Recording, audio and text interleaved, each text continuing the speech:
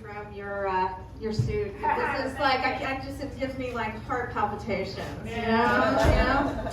I think I know most of you, but for those of you who don't know me, I'm a single mom. Okay.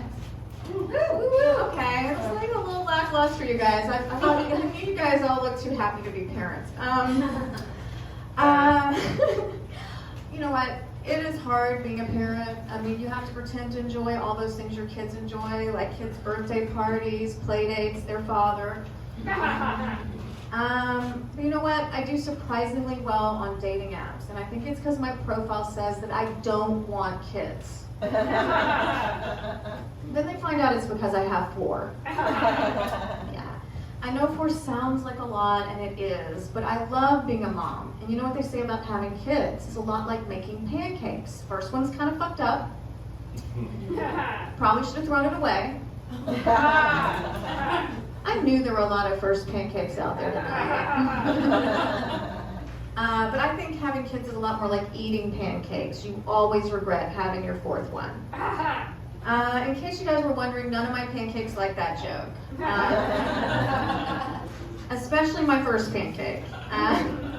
And she just had a big birthday. She just turned 30, you guys. Woo! Yes. I wasn't sure we were going to get her there, but we did. But now that she's gotten to be this age, I felt like it was about time I sat her down and gave her some real motherly advice. I was like, honey, it's about time you started lying about your age. So I don't have to quit lying about mine.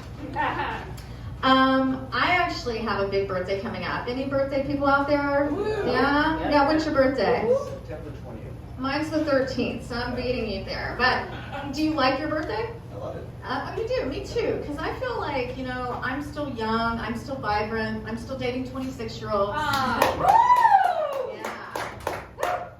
But you know what? I have decided I'm just going to embrace my age, you guys. I'm just going to embrace being almost 50. Woo! At least if you tell me I look like I'm 50, I'll fucking fight you.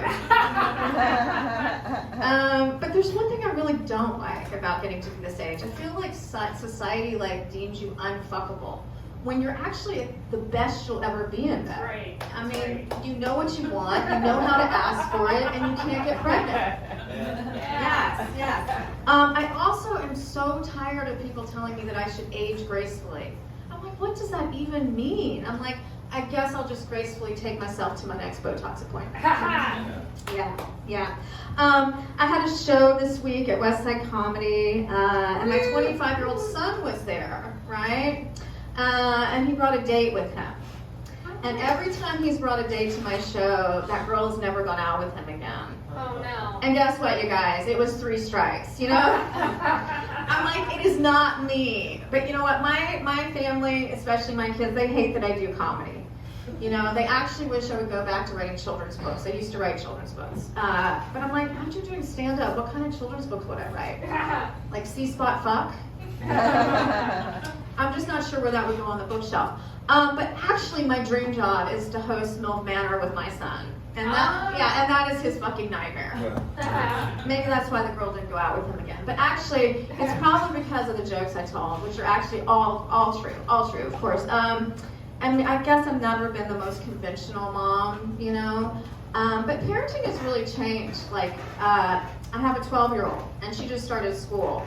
And she came home from school and told me that her sex ed teacher taught them what a blowjob was. Oh. And even showed them pictures. Wow. I'm like, I believe they need to know how babies are made and all that, but I don't think she needs to be contemplating whether to spit or swallow. Right? Yeah, I mean, I guess 12 in LA is like 30 anywhere else. I bought her tickets to see Taylor Swift, and she sold them to go see Tony Robbins. Oh, wow. But you know what? I actually did convince her to go to Taylor Swift with me. And oh my God, you guys, like these Swifties are so wholesome and nice. I mean, usually if I was going to take a kid of mine to a concert, I'd be worried about them getting roofied or ending up in a mosh pit. But leaving this show, I was just worried that we were going to come back born again Christians. Oh, no. But actually, you know, I feel like all of my kids now do this thing, this weaponizing therapy speak. Have you guys heard about this, like, Sarah Brady, Jonah Hill thing, right? I feel like my kids are doing this to me. I feel like they're trying to control me, and they feel like I shouldn't be on Facebook in a bikini. And my kids really overuse the word trauma. Like my 12-year-old, I said, Sadie, you are not traumatized because I won't take you to Starbucks. You're traumatized because your parents are divorced. And my younger son, he goes to UCSC, and he's like super woke, you guys. And I feel like he's asking a lot of me. I'm like, I'm really trying to get with all the terms he wants and everything. And I'm like, honey, I can accept a gay son, I can accept a bi son, but I cannot accept a straight son who makes me call his girlfriend his partner. Partner is a term that should be like reserved for mature people. I feel like maybe there should be some rules or something. If you're under 35, you have a girlfriend. If you're over 35, you're cheating on your wife. My son, who was at my show, moved back in with me recently. And, you know, he also overuses the word boundaries, right? And he told me the other day that his boundary was that he was never going to introduce me to anyone he was dating. And I'm like, well, my boundary is if you're going to fuck someone in my house, I get to know their name. He loved that. He loved that. I mentioned I do love dating younger guys, you know, but you know what? It's kind of sad because there's always an expiration date, you guys. They're bound to say something insensitive, do something stupid, get grounded. But I try to be really romantic with these guys, so I write them all poetry. Now, it's always the same poem. Would you guys like to hear it? Yeah. Okay. Roses are red, violets are blue. You're half my age, but I'll buy an Xbox for you. Yeah, I have been a little worried though, you guys, because I bought 11 Xboxes this year. And none of them were for my children. Did you give me the light, Lisa? Oh, you did? Am I just like way over? No. Yeah, I'm over 7. Oh, okay. Well, I guess I'll leave you guys with this. Have you been getting a lot of packages lately? Yes? Yeah? And by packages, I mean dick pics. Oh, you can admit it. He won't be, you know, he won't be. I feel like that's my becoming immortalized. Oh, really? Really? Well, I don't feel like I've been getting enough dick pics lately either. And you know what? They don't turn me on, but they do cheer me up.